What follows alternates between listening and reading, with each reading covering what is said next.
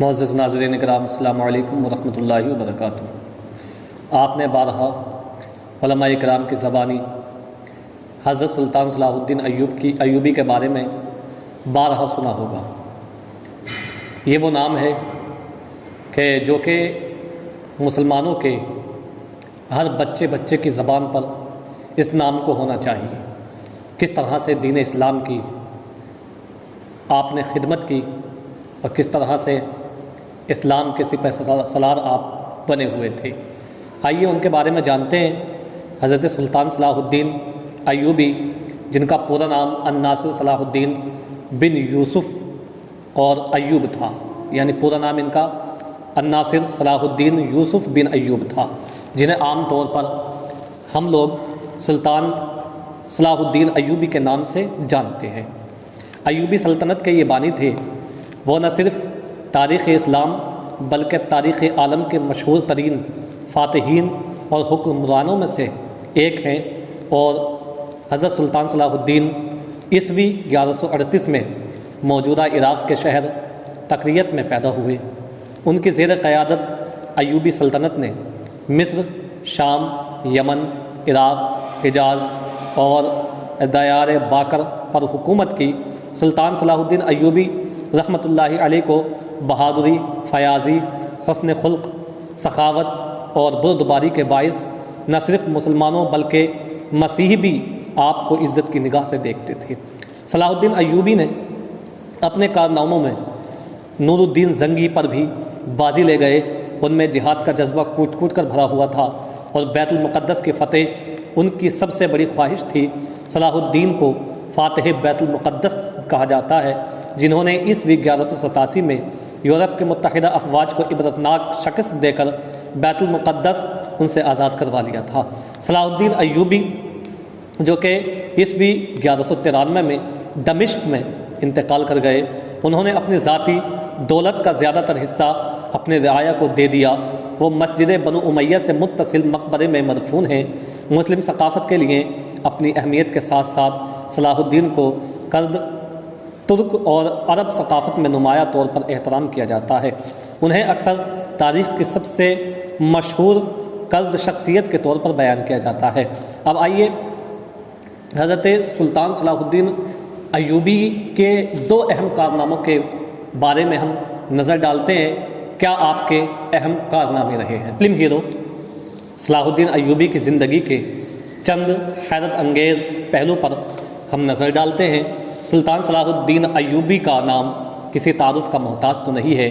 مغربی دنیا میں صلاح الدین ایوبی کے نام سے پہچانے جانے والے یہ سپہ سالار مصر اور شام کا پہلا کرد حکمران تھا۔ صلیبی جنگ لڑنے والوں کو شکست دینے والے اور یروشلم کو فتح کرنے والا ایک عظیم یہ جنگجو انسان تھا۔ سلطان صلاح الدین ایوبی کو دو ایسے کارنامے جو آج ہم بیان کرنے جا رہے ہیں، ان کے جو تاریخ کا ایک سنہرا باب ہے، ان کے کارناموں میں صلیبی جنگیں اور یروشلم پر قبضہ بھی شامل ہے۔ آئیے، سلطان صلاح الدین ایوبی نے اپنی زندگی میں تقریباً 100 سے زیادہ جنگیں لڑی ہیں اور لگ بھگ 20 سال تک صلیبیوں اور یورپ کے مشترکہ افواج کو بالآخر اس مقدس سرزمین سے پیچھے دھکیل دیا تھا۔ دنیا نے ایسا جری، قابل اور رحم دل فاتح شاید ہی دیکھا ہو۔ صلیبی جنگیں انسانی تاریخ میں سب سے طویل اور وحشت جنونیت کی حیثیت رکھتی ہیں، جن کا خوف مغربی عیسائی دنیا سے لے کر مغربی ایشیا تک پھیل چکا ہے۔ تقریباً 300 سال تک صلیبیوں نے مسلمانوں پر پے در پہ حملے کیے، مگر ہر بار شکست کا سامنا کرنا پڑا۔ اس وجہ سے ان کی اپنی افواج تھکن اور وسوسوں کا شکار ہو گئیں۔ سارا یورپ مال اور قابل بھروسہ فوج سے خالی ہوتا جا رہا تھا اور مکمل تباہی نہ صحیح مگر سماجی دیوالیہ پن کا شکار ضرور ہو گیا تھا۔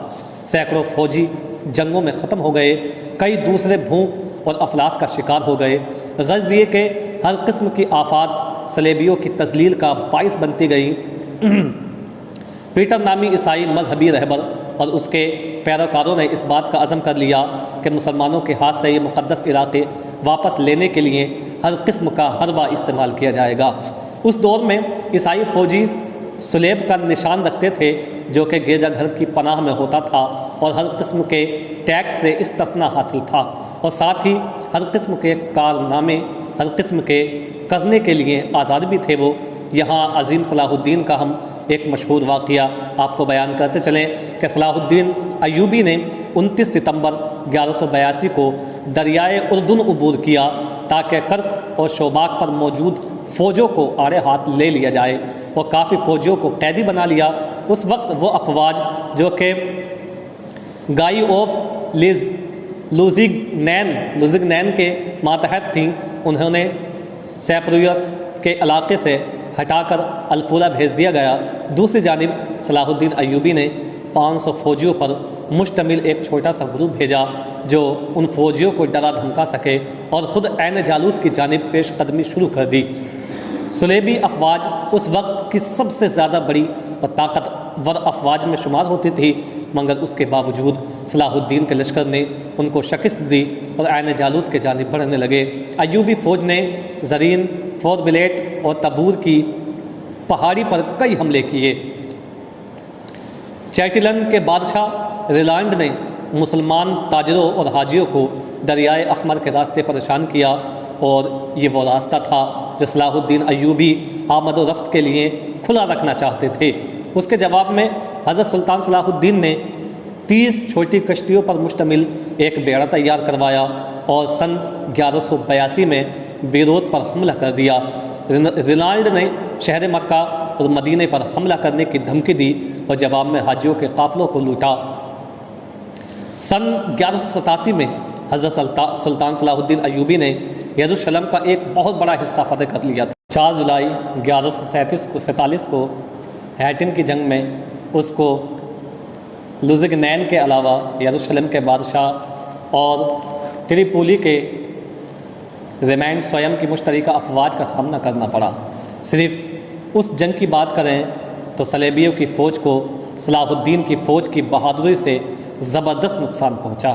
یہ وقت تاریخ میں صلیبیوں کے لیے انتہائی مشکل ثابت ہوا۔ رینالڈ نے حاجیوں کے قافلے پر نہ صرف حملہ کیا تھا بلکہ ان کی رحم کی اپیل کو بھی مسترد کر دیا تھا، اور بہت سے حاجیوں کو موت کے گھاٹ اتار چکا تھا وہ۔